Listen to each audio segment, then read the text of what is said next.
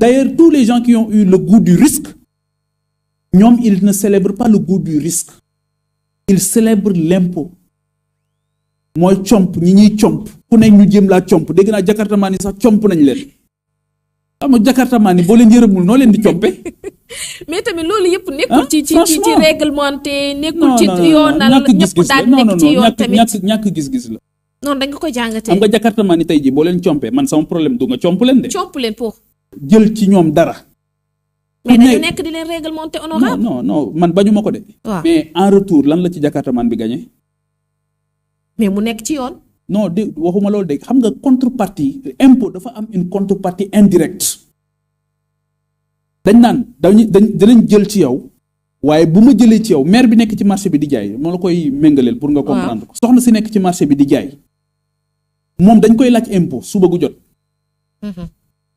Am na lu ñuy jël ci moom 100 francs wala 200. waaw moom xam nga lu mu bëgg bu ñu jëlee 100 francs ou 200 mooy jën lay jaay bu ñu ko jëlee 100 francs ou 200 moom waratul sonn ngir am benn frigo bu màgget bu muy teg ci wetam di jëndi glace di ko ci def maanaam 100 francs yooyu war na au bout du compte war na koo dimbali mu am foo xamante ni fa lay denc ay jënam te marché bi moo ko war a gérer war na am barab bu gën a set marché bu gën a set. war na tamit am foo xamante ni du ne moo ngi lëndëm naa gaaw dem parce que marché bi amul éclairage. warul tamit wut ku koy gardeel moom parce que dafa war a am sécurité publique bu koy garder. parce que mu ngi contribuer. Mais fi mu ne nii Sénégal ku tabax boo wutul vigile xam ñëppay wut vigile. Et pourtant on contribue. Mais on contribue donc où est la contrepartie. D'accord loolu moo am solo. École bi nee naa la fii may wax ak yow ENDSSS. Les élèves ñëw nañu fii les étudiants ñëw nañu fii seet si ma leen di nuyu. Ils avaient deux problèmes. Problème bu njëkk bi ñu amoon avec le directeur la directeur bi changé nañu ko parce que tout simplement ENDSS dañoo xëy ne léegi dootul bokk parce que ministère de la santé la bokkoon. ñu xëy ne léegi dootu fa bokk day bokk université Cheikh Anta Diop. Finalement la transition n'étant pas effective. xale yi xamatuñ fan lañ nekk. xamatuñ ndax ministère de la santé lañ nekk. ñu réer. xamatuñ ndax fële lañ nekk loolu nekk le premier problème fondamental bi ñu amoon. Ok. Le deuxième problème fondamental bi ñu am mooy comme ENDSS ministère de la santé la bokkoon à un moment donné ñoom ñoo leen doon fay les enseignants. Léegi nag ñoom aujourd'hui seen situation lañ bëgg ñu revaloriser ko les enseignants ñoom it ñu xam fan la ñu féete mais ces enseignants ñoom it comme xamuñu fu ñu féete ils ont décrété une grève illimitée. D'accord. ñoo ngi grève de façon illimitée. Ba léegi nii. waaw donc loolu aussi.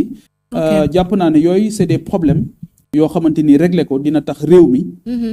nit ñi xam ne on n'a pas changé pour rien. On a changé parce que am na dynamique bu ñu ko mën a léegi nag impôt yooyu. moo waroon a régler loolu. impôt yooyu moo war a tax nit ñi am ndox. impôt yooyu moo war a tax nit ñi am tali bu baax. impôt yooyu. moo tax yow sunu interview bi lu mu guddi dina la wóor ne di nga am sécurité publique bu doy.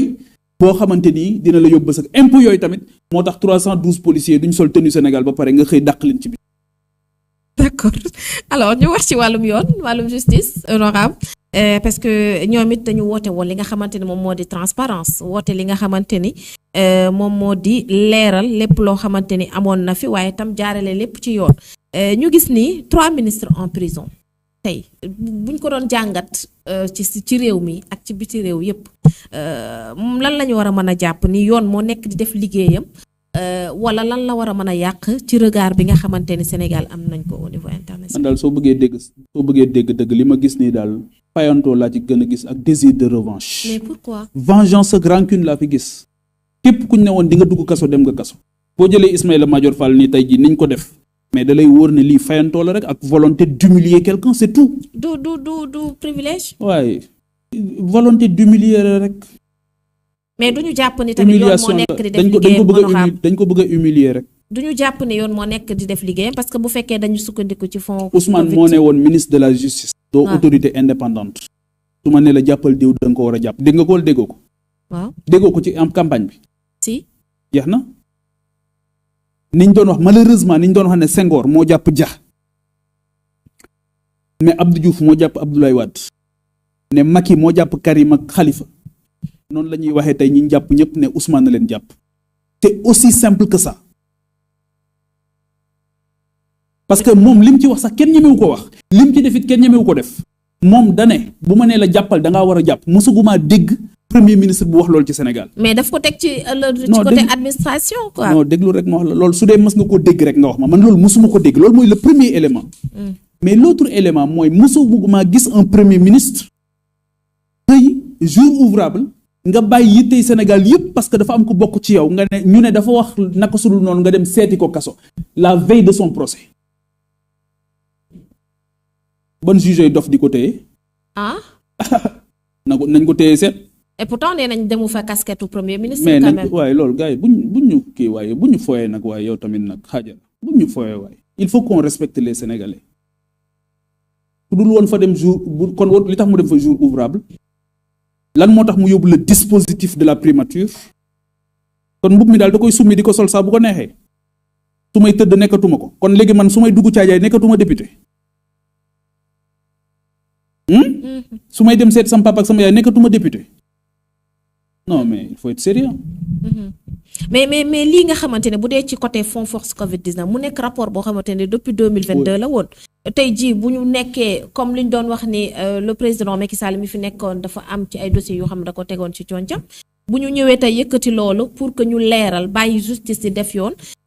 est-ce que tamit duñu teg mbiru politique de côté bàyyi justice daal di doxale yoon honorable Adjara man li ma gën a bañ mooy kuy jël alalu réew mi wala kuy jël alalu ñëpp bokk loolu moom ma conviction ma religion elle est faite depuis longtemps sur cette question lu ñëpp bokk kenn amul droit jël ko loolu mooy suma conviction la plus forte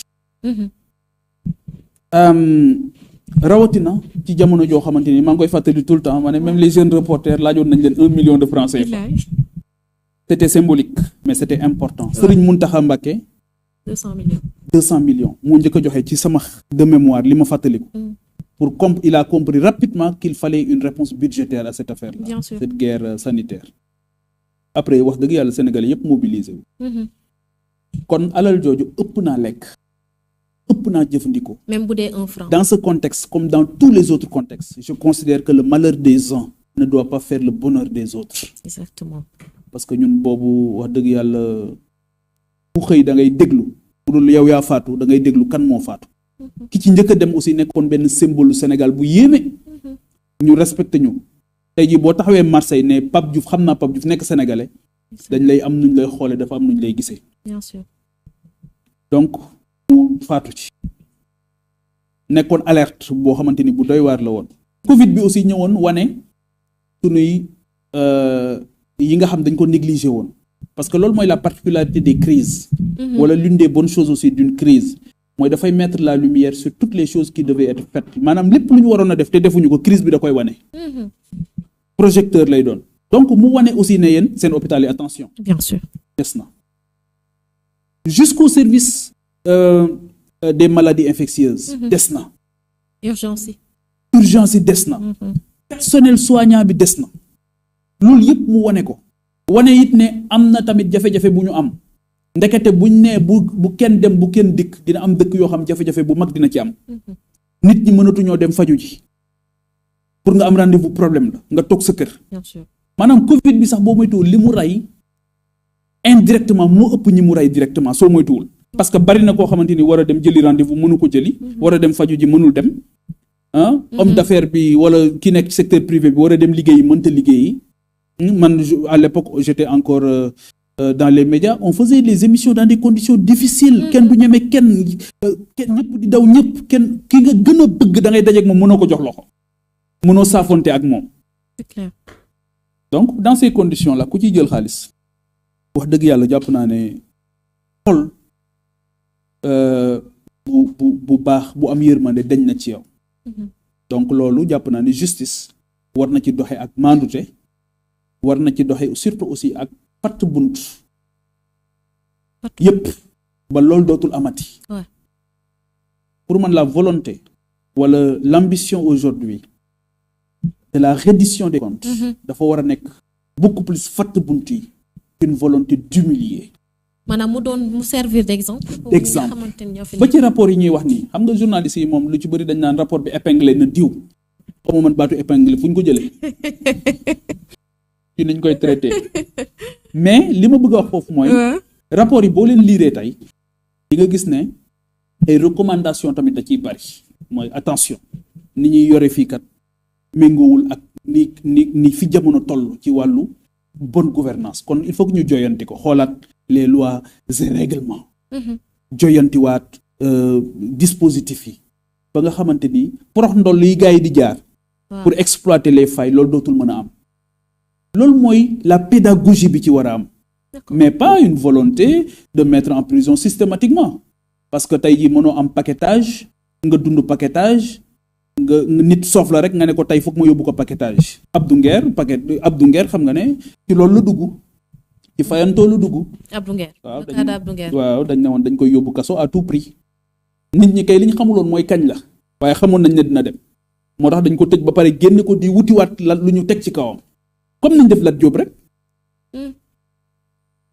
bu dul volonté manifeste de règlement de compte xawma lan la fayantoo la et ci côté boobu gis naa beaucoup de haine gis naa beaucoup de rancœur la preuve lan mooy prouver loolu buñ ci jàppee nit ku ñuy yaakaar ne dañ ko war a tëj gisoo ni ñuy kontaane ñenn ñi ni ñuy célébrer woo ci fond force Covid bi ci lépp ku ñu wuteel xalaat buñ la tëjee ils sont contents ils jubilent mais est-ce que du parce que dañuy jàpp ni voilà ñii dañu luubal suñu alal dañ ko war a leeral et tout comme ni ñu ko daan diggee depuis bi ñu avant ñuy nekk ci nguur. nañ bàyyi justice mu def liggéeyam daal te justice it maa ngi koy ñaan xam nga Ibrahima Ndoye dafa waxoon le procureur mu ne nous ne sommes pas des prédateurs. Nous ne sommes pas des agents de recouvrement. mais dafa mel ni prédation boobu dama ko gis nag li mu doon ragal moom keroog bi muy wax. li mu doon ragal dafa mel ni loolu dafa ñëw. effectivement c'est tout comme des prédateurs. D'accord. Et il ne doit pas être des prédateurs qui refusent d'être des prédateurs, monsieur le procureur. D'accord. Ne soyez pas des prédateurs. D'accord. Haute cour de justice bi ñu bari ñu ngi koy ŋàññi. Non man haute cour de justice bi moom sama sentiment mooy war nañ ko joyanti bu baax sax parce que jël ñoo xamante ni xëy na tàggatuñ leen xamuñu yoon mooy la présence par exemple des députés. Qui doivent siéger là-bas, bien sûr, sous la guidance de magistrats. Ouais.